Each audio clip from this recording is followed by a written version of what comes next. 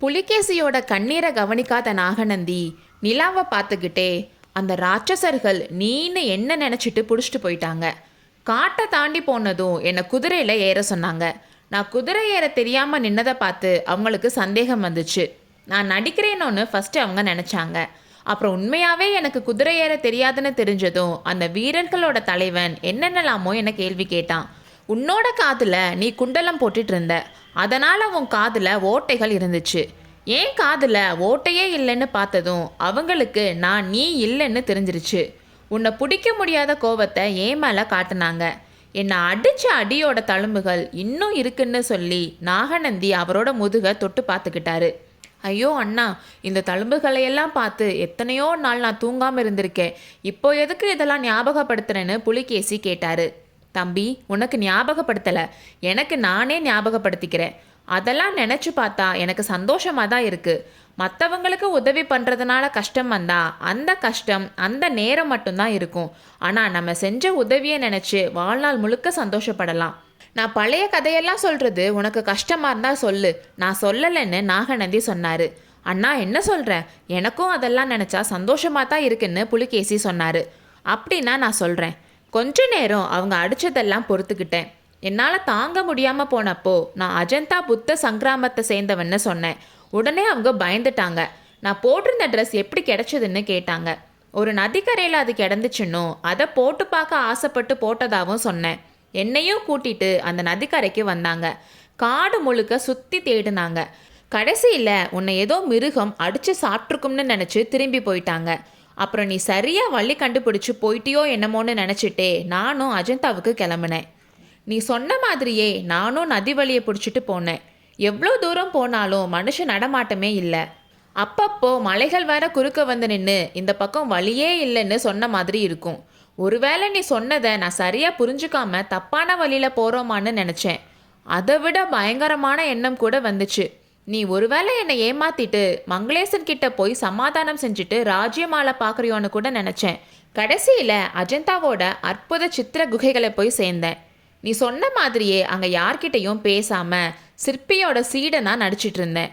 ஒரு வாரம் கழிச்சு நீ வந்து சேர்ந்த.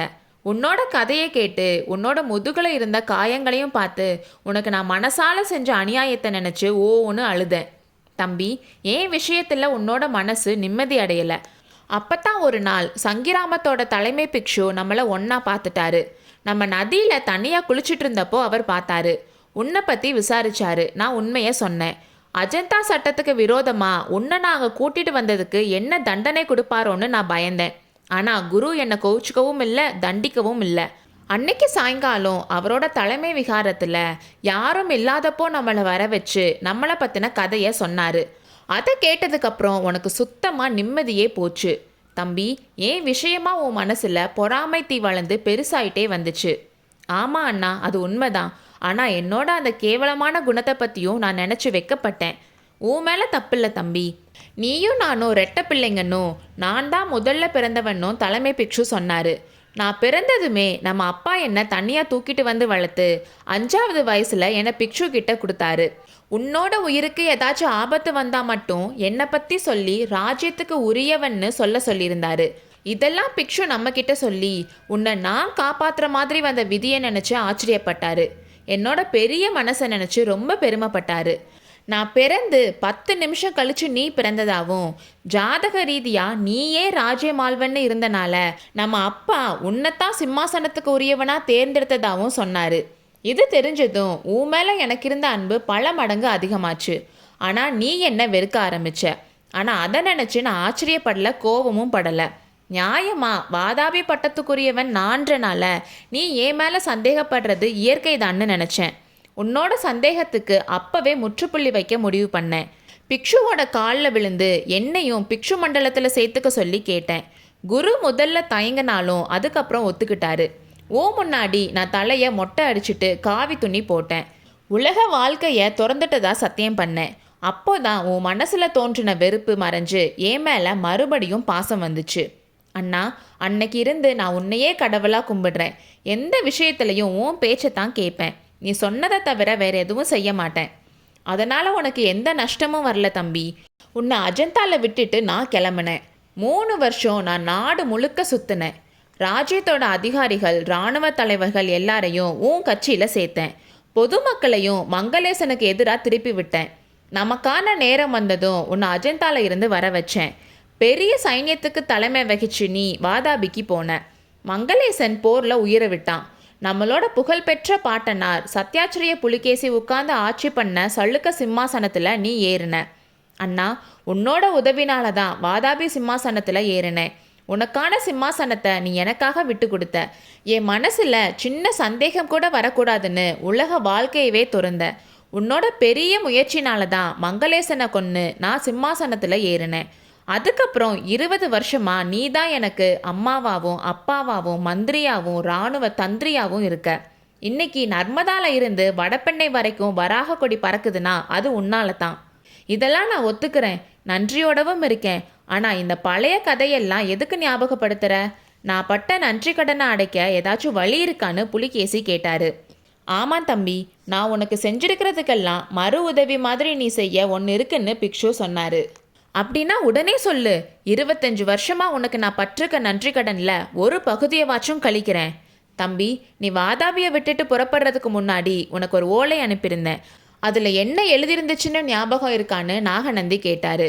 நிறைய எழுதியிருந்த, எதை கேட்குறேன்னு புலிகேசி கேட்டார். காஞ்சி சுந்தரியை நீ எடுத்துக்க, சிவகாமி சுந்தரியை எனக்கு கொடுன்னு எழுதியிருந்ததை சொல்கிறேன். அண்ணா, இது என்ன? காஞ்சி சுந்தரியை தான் நம்ம கைப்பற்றலையே. காஞ்சி சுந்தரி உனக்கு கிடைக்கல, ஆனாலும் சிவகாமியை எனக்கு கொடுன்னு கேட்குறேன்னு நாகநந்தி சொன்னார். அது எப்படி முடியும்? உண்மையிலேயே மகேந்திர பல்லவனோட சபையில் அந்த பெண் ஆடுனப்போ நீ ஓலையில் எழுதியிருந்தது எனக்கு ஞாபகம் வந்துச்சு. அவளை அனுப்ப சொல்லி கேட்டதுக்கு அவன் என்ன சொன்னான் தெரியுமா? கலை உணர்ச்சியே இல்லாத என்னோட அவள் வரமாட்டான்னு சொன்னான். இப்போ மறுபடியும் காஞ்சி மேலே படையெடுக்க சொல்கிறியா? வேண்டாம் தம்பி, மறுபடியும் படையெடுக்க வேண்டாம். காஞ்சி சுந்தரி உனக்கு கிடைக்கல, ஆனால் சிவகாமி சுந்தரி எனக்கு கிடைச்சா.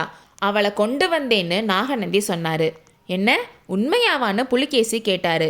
தம்பி, அவளுக்காகத்தான் நான் உன்ன மாதிரி வேஷம் போட்டேன். அவள் அப்பாவோட உயிரை காப்பாற்றினேன். சிவகாமிக்காக தான் படைத்தலைமை வகிச்சு மகேந்திரனோட மணிமங்கலத்தில் சண்டை போட்டேன். அவளை நினச்சி தான் போகிற நடுவில் நிறுத்திட்டு பின்வாங்கினேன்.